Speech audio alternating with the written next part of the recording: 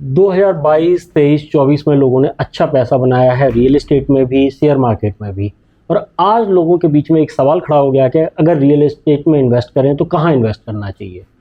तो being a consultant, मेरे अपने 15-16 सालों के एक्सपीरियंस में मैंने जो समझा है वो ये समझा है कि अगर आप एक ऐसे प्रोडक्ट में इन्वेस्ट करते हैं, एक ऐसे प्रोजेक्ट में इन्वेस्ट करते हैं जो कि एंड यूजर के लिए बना है, तो डेफिनेटली आपको एक अच्छा प्रॉफिट भी आएगा, एक अच्छी रिटर्न भी आपको मिलेगी। क्योंकि घर आप खरीदें या एक कॉमर्शियल स्पेस में आप स्पेस लेते हैं, ऑफिस स्पेस लें या शॉप लें, आपको ये देखना ही पड़ेगा कि एंड यूजर उसको देख के किस तरीके से रिएक्ट करेगा।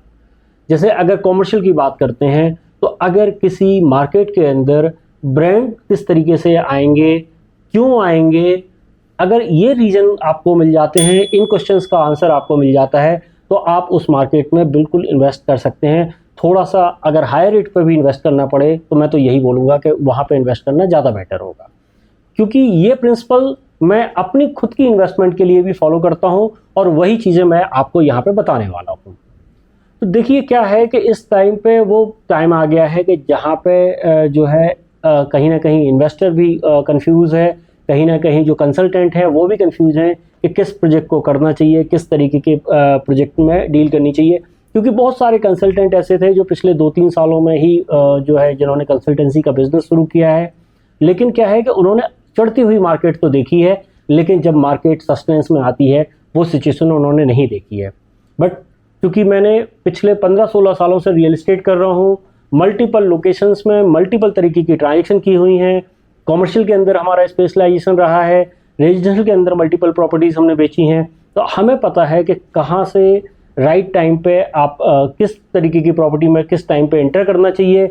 अगर आप मेरे से पूछेंगे कि आज कहाँ इन्वेस्ट करना चाहिए, तो मैं आपको 2-3 तरीके की प्रॉपर्टी सजेस्ट करूँगा।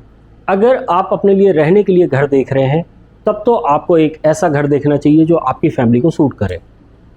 लेकिन अगर ये प्योरली इन्वेस्टमेंट है तो 2 तरीके की इन्वेस्टमेंट और भी सजेस्ट करता हूँ। आप कॉमर्शियल के अंदर जा सकते हैं और कॉमर्शियल के अलावा आप प्लॉट में इन्वेस्ट कर सकते हैं। प्लॉट तभी खरीदिए अगर आप लॉन्ग टर्म उसको रख सकते हैं। अगर कॉमर्शियल के अंदर आप जाते हैं तो वहाँ पे आप रेंटेड प्रॉपर्टी खरीद सकते हैं। रेंटेड प्रॉपर्टी मैं क्यों बोल रहा हूँ, क्योंकि ये वो टाइम है जहाँ पे आप अगर प्रॉपर्टी में एंटर करते हैं आपको थोड़ा सा लंबा रुकना पड़ेगा, लेकिन अगर रेंटेड प्रॉपर्टी होगी तो आपको रेगुलर बेसिस पे वहाँ पे रिटर्न आएगी।